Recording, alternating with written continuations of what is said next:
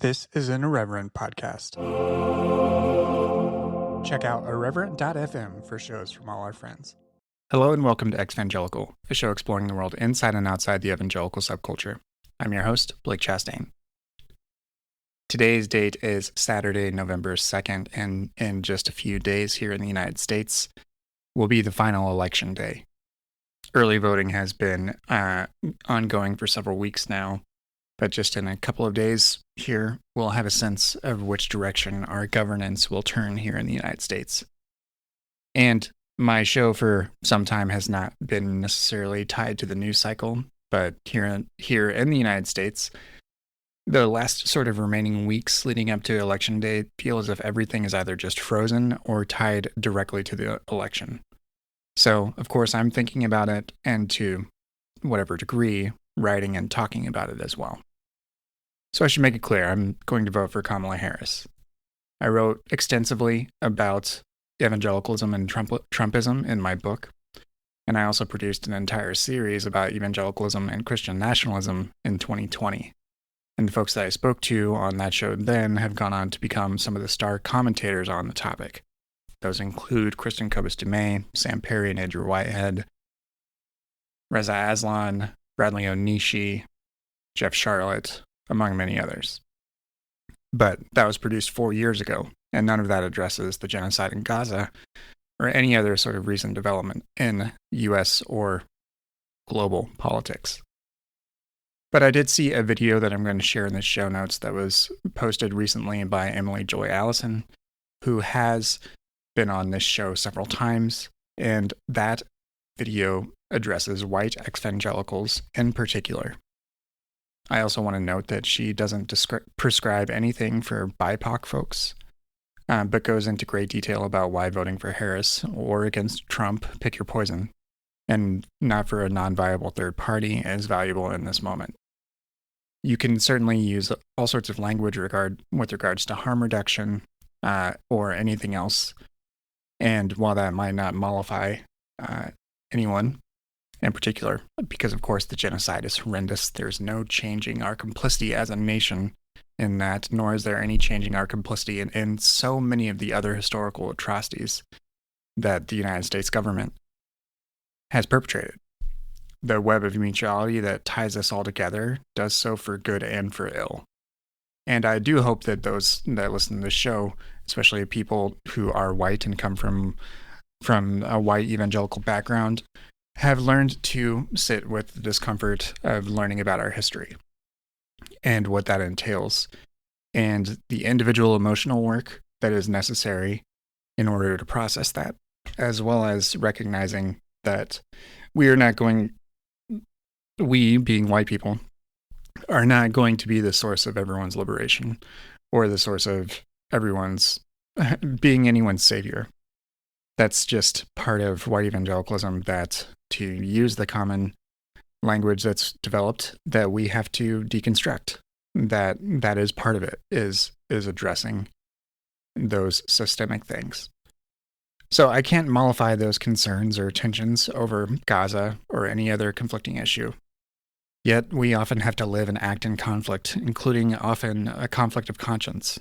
And if you want that reconciled or resolved, you can appeal to your deity. But I'm heartened that even longtime activists can acknowledge conflict. Angela Davis said in a February 2013 speech where she mentioned Obama, she said, "I have many critiques of Obama. I think Guantanamo Bay should have been shut down by now, and we should not have gone into Afghanistan. At the same time, I try to use a feminist approach that allows me to work the contradiction so that I can be supportive of Obama, and I can also be extremely critical of him at the same time." And in that spirit, supporting the Harris Walls does not require you to agree with every part of their platform. It is completely sensible to disagree with their position on something like what is happening in Gaza, the genocide there, and everything else surrounding it. But it should be apparent that another Trump term would be far worse for everyone. Now, this is not necessarily the show that you come to anymore for news or that sort of analysis. And I honestly sometimes I have spent so many years now working on the book that's been out for just about 6 weeks now that I often have a hard time thinking about what to speak to in a particular moment because moments are so fleeting because they come and go, and by the time I know something worthwhile to contribute to the conversation, it feels as if the moment has passed. And I am doing my utmost to try to think of what to do in this particular space and what role this show may have in cultivating that kind of commentary as just a single person doing this show primarily as an interview show without the means or capacity to expand it into a show with multiple hosts or multiple commentators that are compensated for their time and efforts. I'm not sure what that role is. But I also couldn't let this moment pass without recognizing that those who know the harm, the social harm that white evangelicalism can cause and has caused in the political arena should exercise their civil rights in order to vote in opposition to that. And I would encourage you to do so if you're listening to this, because at this point, the GOP and Trump in particular have an over 80% approval or support rate with white evangelicals. And at one point, I thought about re-releasing the episode that I recorded in 2016 that was called 6 Days Later.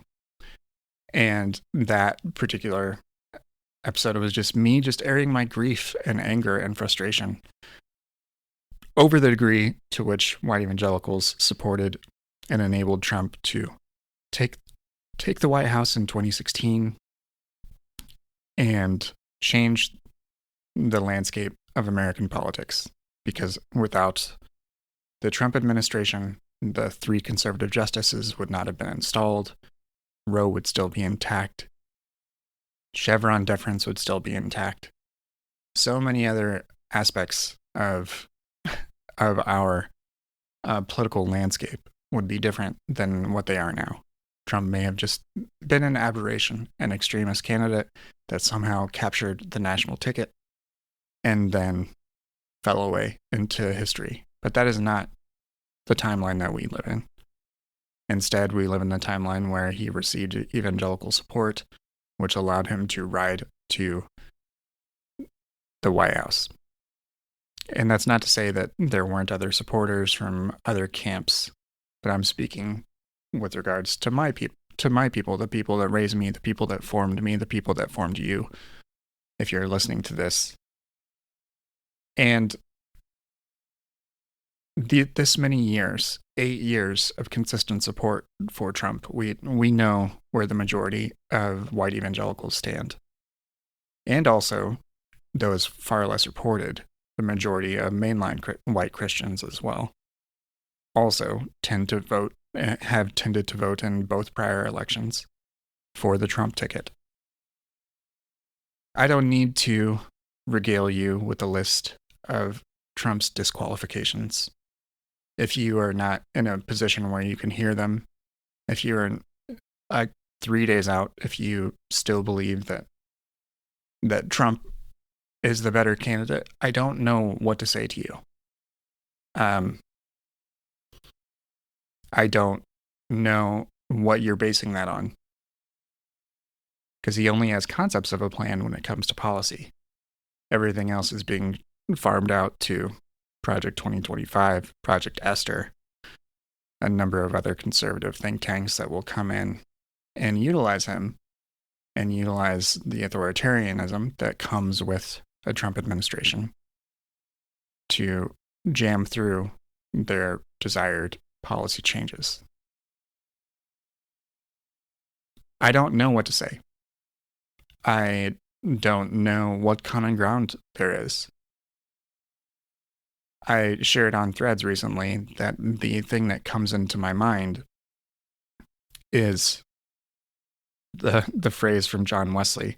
John Wesley is attributed to saying to George Whitefield, who was a Calvinist that he was debating, that your God is my devil.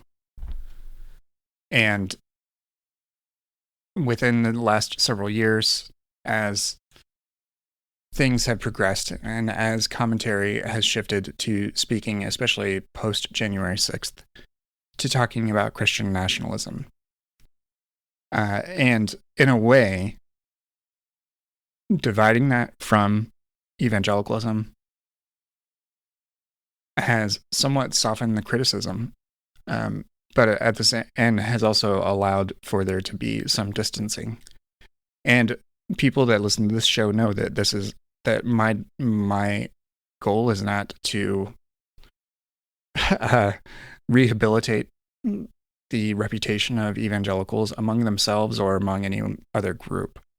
That is not my particular calling. That's not my goal. My goal is to provide a critical perspective from someone who has been in those spaces and who no longer is. And even despite my immense privilege as a white cis male in those spaces, it still was not something that seemed congruent with the teachings of Jesus of Nazareth or just basic human kindness and morality and ethics. So as we look past Election Day and whatever may befall our country,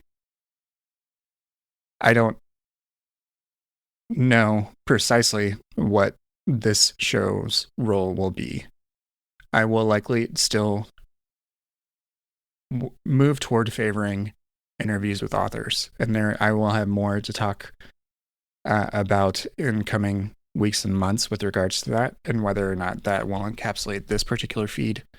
But at the same time, I want to be open and perhaps a little more loose with what I publish here, and whether that includes these monologue type episodes alongside interviews and other things like that. I'm not sure, but I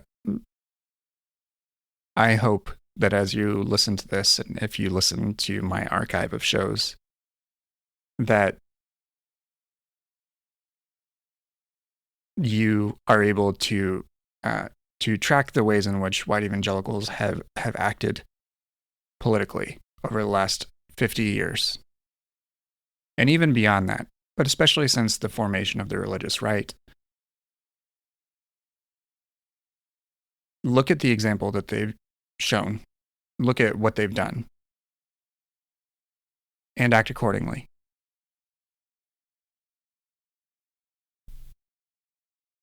I am voting and have voted for Kamala Harris.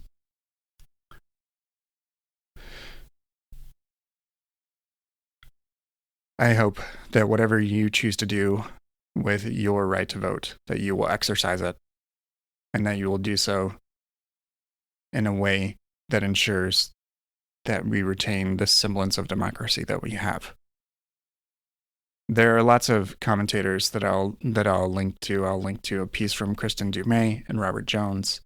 Those are the sorts of folks that speak more directly to people still within the church than I do, at least within this avenue. But they have shared some meaningful things.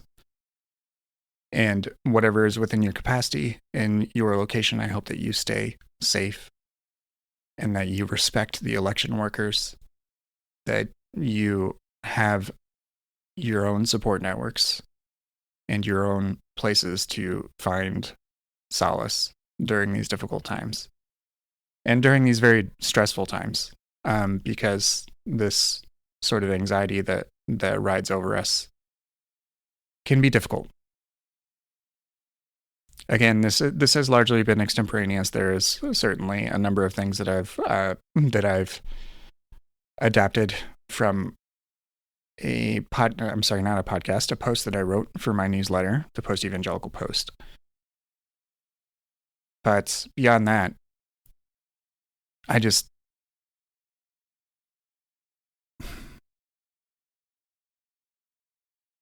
hope you exercise your right, and I hope you do it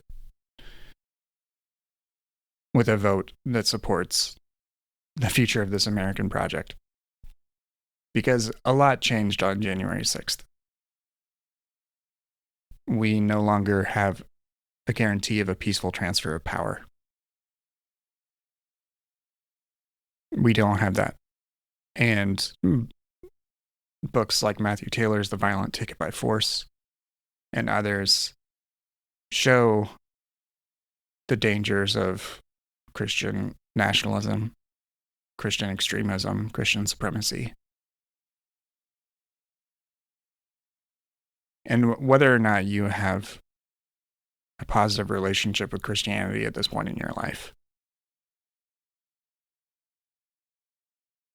I hope that when you enter the ballot box, you enter the voting booth and you fill out your ballot, that you are aware of those factors, that you are aware of those actors who are organizing as we speak. But I do want to close with a thought that I saw Brad Onishi, my friend from Straight White American Jesus, he shared, to not stare into the void, because our future isn't there. And I agree with that. Whatever may come, I tend to be a somewhat melancholy person to a fault. But whatever may come, I hope you have your people, and I hope you have a vision of your future that extends beyond November 5th, and one that fills you with ambition and hope itself, and contentment. I'm all over the place. That's how I feel in this moment. It's just scattershot. But I appreciate you listening, and I appreciate you continuing to subscribe to this show. And I'll be back with more episodes in the near future. And until then, stay safe, stay well.